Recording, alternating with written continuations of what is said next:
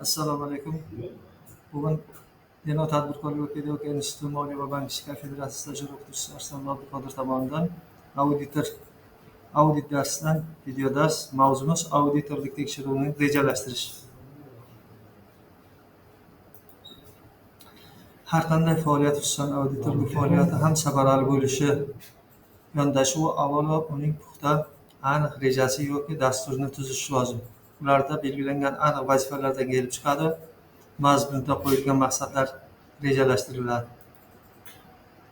Mijoz auditorlik firmasining munosabatlari bo'lib, auditorlik firmasi mijozni baholaydigan, keyin mijozni maqbul deb topsa, bitim tuzishi, yopilishi haqida kelishuv xati yuboriladigan bir yo'qlama harakat, bitta ko'cha emas. Auditni rejalashtirish bosqichlari O'zbekiston Respublikasining 1999-yil 10-noyabrda Adliya vazirligi tomonidan 837-sonli raqam bilan ro'yxatga olingan 3-sonli auditorlik faoliyatining milliy standartlari hamda auditni rejalashtirish nomli 300-sonli xalqaro audit standartlariga muvofiq amalga oshiriladi. Auditorlik tekshiruvini rejalashtirish jarayoni bosqichlari: birinchisi, auditning dastlabki rejalashtirish, ikkinchisi, auditning umumiy rejasini tayyorlash, uchinchisi, audit dasturini tayyorlash. Rejalashtirish xususiy tom ma'noda o'ylaniladigan, bunda 3 nimasi bor: uyg'unlik, kompleksizlik, uzluksizlik va maqbullik. Birinchisi, auditning dastlabki rejasi tuzishdan tortib to umumiy rejasi va dasturini tuzgunga qadar bo'lgan barcha bosqichlarning o'zaro bog'liqligi va muvofiqligini ta'minlash tarzida tutiladi. Uzluksizligi: tekshiruvda ishtirok etadigan auditorlarga kelishilgan topshiriqlar belgilanishi va rejalashtirish bosqichlaridir. Muddatlar hamda tarkibi bo'linmalar bo'yicha bog'liqligiga bo'yicha ifodalanadi.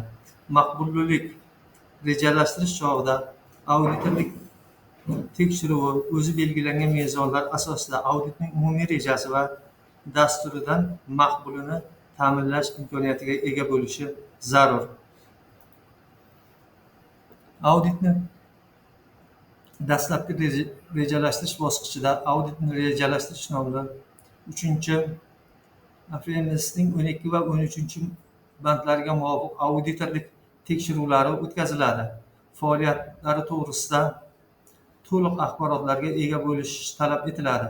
Auditorlik uchun dastlabki rejalashtirish jarayonida xo'jalik yurituvchi subyekt to'g'risida axborot olish manbalari: xo'jalik yurituvchi subyektning ustavi, xo'jalik yurituvchi subyekt ro'yxatga olish to'g'risidagi hujjatlari, xo'jalik yurituvchi subyektning hisob siyosati va unda o'zgartirishlar kiritish tartibida soluvchi hujjatlar, xo'jalik yurituvchi subyektning ro'yxatga olish to'g'risidagi hujjatlari, kuzatuv yoki ijroiya organlari aksiyadorlar yig'ilishining yoxud xo'jalik yurituvchi subyektining boshqa shu singari boshqaruv organlari majlislar bayonnomalari, buxgalteriya hisobotlari, statistika hisobotlari, xo'jalik yurituvchi subyektning shartnomalari bitimlari, auditorlik maslahatlarining ichki hisobotlari, korxonaning filiallari va shu'ba jamiyatlarining ro'yxatlari, xo'jalik yurituvchi subyektning ishlab chiqarish va tashkiliy tuzilishlari, tartibga soladigan hujjatlar, ularning filiallari va shu'ba jamiyatlari ro'yxatlari.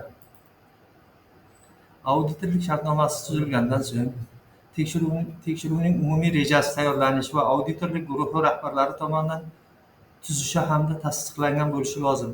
Auditorlik tekshiruvi uchun vaqt sarfini rejalashtirishga ta'sir etuvchi omillar: haqiqiy xarajatlar. Bundan oldingi davrda takroriy audit o'tkazilgan taqdirda vaqt sarfi, hisob-kitobi va uning joriy hisob-kitoblar bilan aloqasi, auditning muhimlik darajasi, auditorlikning riskli darajasi, auditni ta'minlash ko'lami, hajmi yoki tekshiriladigan obyektlar hajmi 14-sonli AFMSning muvofiq tanlab tekshirish o'tkazilishi. Auditning namunaviy umumiy rejasi. Unda tekshiriladigan korxonaning nomi, audit davri, kishi soatlari, audit guruhining rahbarlari, auditorlik guruhining tarkibi, rejalashtirilayotgan muhimlik darajasi hisobga olinadi. bajarilishi rejalashtirilgan ishlar tartiblari, o'tkazish muddati va vaqti, bajaruvchilar, qo'llaniladigan audit usullari va qo'shimcha izohlar talab etiladi.